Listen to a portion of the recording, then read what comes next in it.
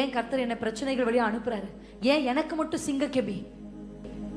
ஜெபிக்காத அவங்க எல்லாம் நல்லா தானே வீட்டுல படுத்து தூங்குறாங்க. ஜெபிக்காத அவங்க வீட்டுல எல்லாமே வந்து சேருதே. ஜெபிக்காத அவங்க பிள்ளை குட்டிகள் நல்லா இருக்கே. ஜெபிக்கிறேனா, கர்த்தருக்கு பயப்படுறேனா, ஜெபத்துல உறுதியா இருக்கிறேனா, ஆண்டவரை நேசிக்கிறேனா, தேவாலயத்துல வந்து வேலை செய்யறேனா, என்னை கொண்டு போய் சிங்க கெபியில போடுறாங்க, என்னை கொண்டு போய் குழியில போடுறாங்க. எனக்கு மட்டும் ஏன் இந்த அக்கினி, எனக்கு மட்டும் ஏன் இந்த சோதனை அப்படின்னா கர்த்தர் சொல்றாரு, இல்ல, உன்னை ஒரு அடையாளமா மாற்றுவதற்காக, உன்னை ஒரு அடையாளமாய் மாற்றுவதற்காக. கர்த்தர் நமக்கு பிரச்சனைகளை அனுமதிக்கிறது நம்ம ஒரு அடையாளமா மாற்றுறது. அல்லேலூயா. என் சாட்சியை நான் சொல்லும்போது கரெக்டா சாட்சியை மட்டும் கட் பண்ணி போட்டுருவாங்க. சாட்சி சாட்சின்னு எல்லாரும் ஒரு பக்கம் சொன்னா கூட என்கிட்ட எத்தனையோ பெண்கள்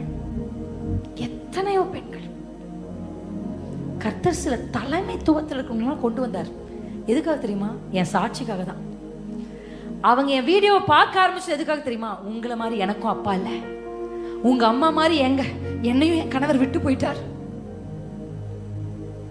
உங்களை மாதிரி ஒரு நாள் நாங்க நின்னோம், அப்படி எரிஞ்சோம். வேதனை நான் என் வாலிப பருவத்தில் நினைச்சிருக்கேன், நான் மட்டும் ஏன் எரியணும்?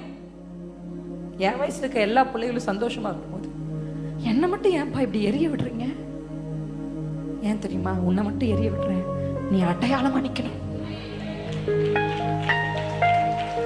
நீ எரி, ஆனா நீ வெந்து போக மாட்ட. இந்த பிரச்சனைகளுக்குள்ள போவதுக்கு உன்னை விட்டுக்கொடு, நீ செத்து போக மாட்ட, நீ செத்து போக மாட்ட. அது கர்த்தர் உறுதியா இருக்காரு. அது ஜுவாலித்து எரிந்தும், சும்மா எரியல, அது ஜுவாலித்து எரிந்தும் அது வெந்து போகல. நீ தண்ணீரை கடந்து போ, நீ மூழ்கி போக மாட்ட. நீ அக்கினியில் நட, நீ வெந்து போக மாட்ட. கர்த்தர் சொல்ற தைரியமா பண்ணு, தைரியமா, சோர்ந்து போகாதீங்க. இந்த பிரச்சனைகள் ஒரு நாள் உங்களை அடையாளமா நிறுத்தும். இன்னைக்கு என்ன கர்த்தர் அடையாளமா நிறுத்தி இருக்கிறார். அல்லேலூயா.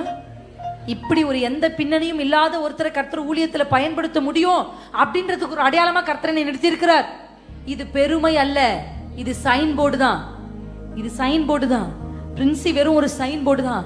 பிரின்சிக்கு செய்வாரானாலும் எனக்கும் செய்வார்னு. அல்லேலூயா.